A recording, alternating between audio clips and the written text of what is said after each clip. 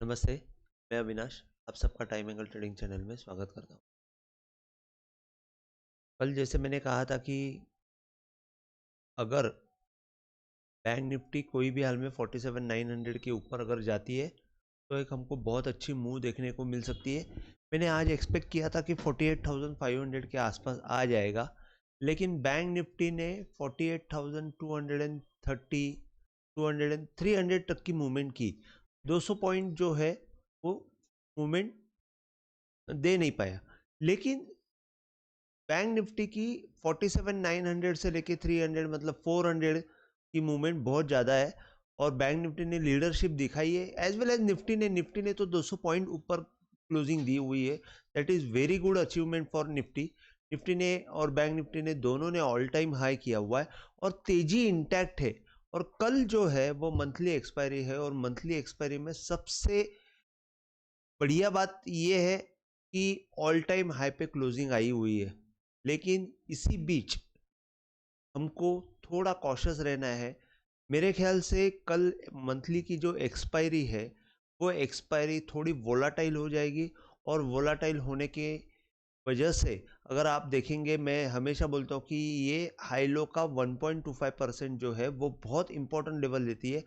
अगर कहीं पे ये 48,500 जाके नीचे की तरफ आके इसने सेल की मूवमेंट दे दी तो फिर हमको गड़बड़ हो सकती है। या तो यहाँ से थोड़ी भी सेल की मूवमेंट आ गई तो हम लोग 47,500 तक की मूवमेंट देख सकते हैं।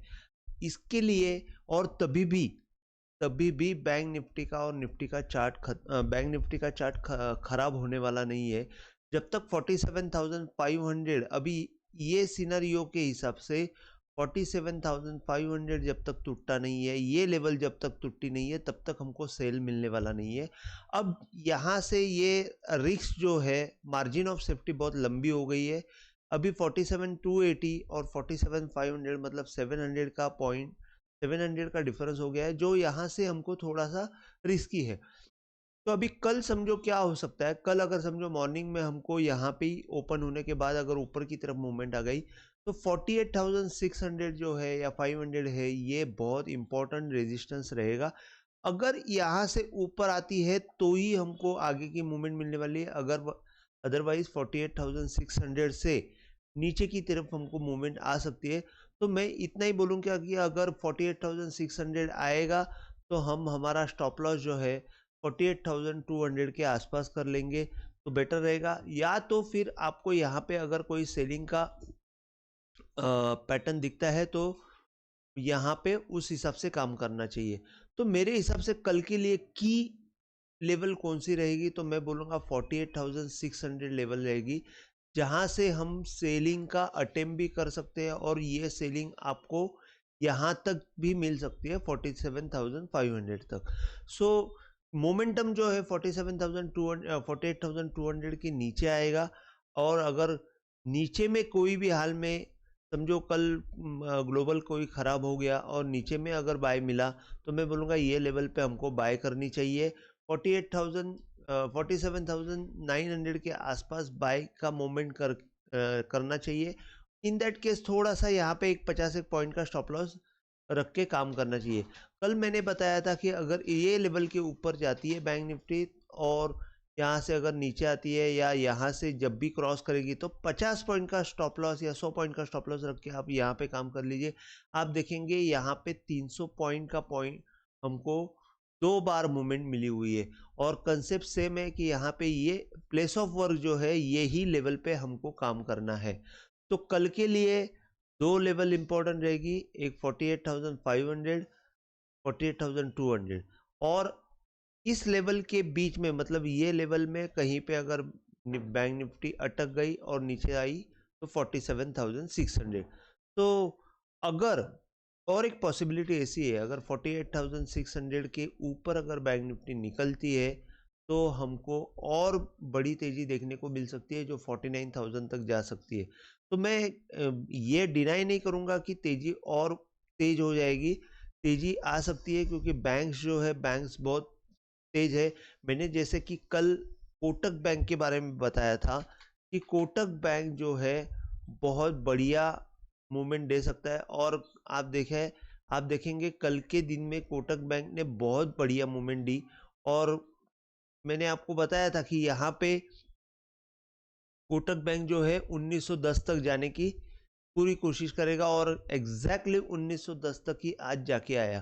तो अगर आप देखते हैं कोटक बैंक भी अभी थोड़ा सा मेरे ख्याल से थका हुआ है, और बैंकिंग सेक्टर में अगर हम लोग HDFC देखते हैं, कोटक बैंक थोड़ा सा थका हुआ है यहाँ पे। जब तक वो 1910 के ऊपर अगर निकल नहीं जाती है, तब तक कोटक बैंक में थोड़ी सी मूवमेंट आना मुश्किल है। अगर हम लोग HDFC की मूवमेंट देखते हैं, तो यहाँ पे आप देखेंगे, मैंने आपको बताया था कि HDFC में ये जो फॉल आया था, ये जो फॉल आया था, ये हाई और ये लो से अगर हम लोग देखते हैं तो 75% के ऊपर की मूवमेंट आई हुई है। तो यहाँ से हमको ये नई तेजी आई है। HDFC बैंक भी अगर आप देखते हैं तो 1725 के आसपास कहीं पे रेजिस्टेंस ले सकता है। तो मैं ये बोलूँगा कि कल अगर 1725 के आसपास और HDFC बैंक मिलता है, और सेम लेवल पे अगर बैंक निफ्टी भी कहीं पे वहीं पे रहेगी, तो यहाँ पे रेजिस्टेंस आने के चांसेस रहेंगे। तो आप थोड़े सा नज़र बना के रखिए कि HDFC बैंक, बैंक निफ्टी किस लेवल पे है और कहाँ से काम हो रहा है। तो मैं यही बोलूँगा कि थोड़ा सा कॉशियस रहिए, दूसरा कुछ नहीं। हाँ, अभी निफ्टी के बारे में मैं आपको बताता हूँ। निफ्टी में भी सेम केस है। अगर 21,000 ये हाई लो अगर हम लोग देखते हैं, तो निफ्टी ने बहुत बढ़िया मूवमेंट दी हुई है। हमको मूवमेंट जो मिली है 441, जैसे कि मैंने बोला कि यहाँ पे 21,400 500 के ऊपर अगर निकलती है तो 21,750 तक की मूवमेंट मिल सकती है। और निफ्टी ने बहुत बढ़िया मूवमेंट दी है, 200 पॉइंट क्लोजिंग बोलेगा तो बहुत ज़्यादा हो जाता है। अगर कल आज तो क्लोजिंग हमको 650 के आसपास मिली है, और अगर कल ओपनिंग में निफ्टी 100 पॉइंट ऊपर खुली, हो सकता है क्योंकि मोमेंटम बहुत ज़्यादा है, ग्लोबल भी है, तो 100 पॉइंट ऊपर आप तेजी करने जाओगे तो फंस सकते हो। तो यहाँ पे आपको संभल के रहना है। 21,750 जो है ये लेवल आपका रेजिस्टेंस लेवल रहेगा। तो मैं ये बोलूँगा कि ये लेवल पे आपको रेजिस्टेंस का काम, मतलब सेलिंग का काम करना चाहिए। अगर यहाँ से ऊपर की तरफ मूवमेंट आ गई तो हमको 22,000 तक का मूवमेंट हमको नेक्स्ट वीक में, मतलब करीबन जनवरी के फर्स्ट वीक में 22,000 के आसपास मूवमेंट दिख सकती है। और फिर वहाँ से, जैसे कि हमेशा की तरह, जनवरी फर्स्ट वीक सेकेंड वीक में एक बड़ी मूवमेंट की तैयारी होती है, जो नीचे की तरफ भी आ सकती है या तो ऊपर की तरफ भी आ सकती है। तो 22,000, और वहाँ से बजट के हिसाब से काम होना शुरू हो जाता है, क्योंकि जनवरी फर्स्ट वीक सेकेंड वीक से बजट के हिसाब से काम करना शुरू हो जाते हैं। तो 22,000 एक हमारा लेवल टारगेट है जहां तक जा सकती है बैंक निफ्टी। लेकिन कल के दिन के लिए मैं ये बोलूँगा 21,750 में यहाँ पे कॉशियस रहना। अगर यहाँ से सेलिंग आई तो हमको 21,280 तक की सेलिंग आ सकती है, और यहाँ पे कभी भी बैंक निफ्टी जो है सेल देने वाली नहीं है। तो निफ्टी का जो एक्चुअल स्टॉप लॉस है 21,250 है, वो जब तक टूटता नहीं है तब तक हमको सेल नहीं करना है। और 21,750 के आसपास आने के बाद अगर 21,600 टूटता है, तो यहाँ पे आपका एक सेल का ट्रेड बनता है, और यहाँ से सेलिंग 21,600 से 21,200 तक आ सकती है। ये थोड़ा सा आपको, ये कल का जो जोन है 21,600 और 21,750, यहाँ पे आपको कॉशियस रहना है। कल मंथली एक्सपायरी है।